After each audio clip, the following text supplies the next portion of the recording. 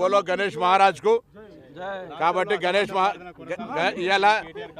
మహారాజ్ కు సంబంధించి తప్ప ఇంకోరు పేరు ప్రస్తావిస్తే పొరపాటు అవుతుంది కాబట్టి జై బోలో గణేష్ మహారాజ్ కి జై బోలో గణేష్ మహారాజ్ కి నేను మళ్ళీ చెప్తా ఉన్నా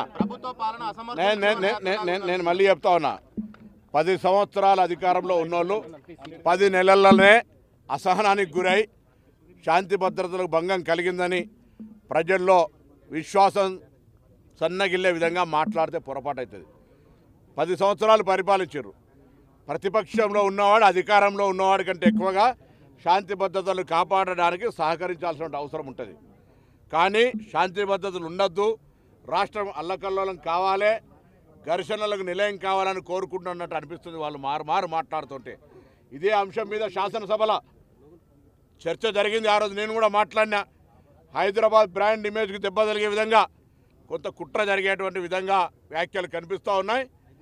ఫ్రెండ్లీ పోలీస్ అయినా శాంతి భద్రతలకు సంబంధించి ఉక్కు పాదం వేసి కఠినంగా వ్యవహరించాలనే ఆదేశాలు కూడా ఇచ్చాం. నిన్న కూడా 3 రోజుల కింద city police commissioner, Hyderabad collector అందరం కూడా హైదరాబాద్ కలెక్టరేట్లో సమావేశం పెట్టి చెప్పడం జరిగింది.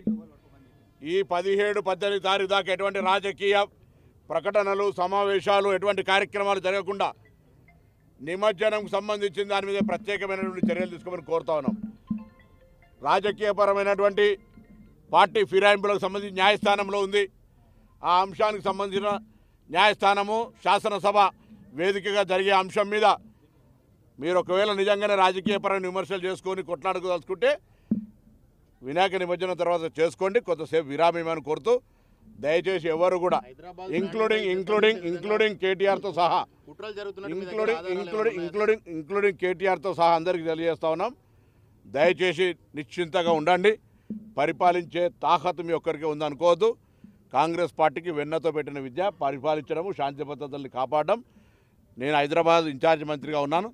తప్పకుండా శాంతి భద్రతలకు సంబంధించి ఎవరు భంగం కలిగించినా, నా పార్టీ నీ పార్టీ లేదు, ఎవరు ఇచ్చినా బరాబర్ కఠినంగా వ్యవహరించమని ఆదేశాలు ఇచ్చినాం. చూస్తుంటే వాళ్ళ ప్రకటనలు చూస్తుంటే ఎవరికైనా అట్లా అనిపిస్తుంది. 10 ఏళ్ళు పరిపాలించినోడు 10 ఏళ్ళు అదే అవన్నీ జరుగుతాయి. దాన్ని బయట చెప్తారా? ఇంటెలిజెన్స్ రిపోర్టర్ను చెప్తాను. ఎప్పుడు ఏ యాక్షన్ తీసుకున్నా తీసుకుందాం.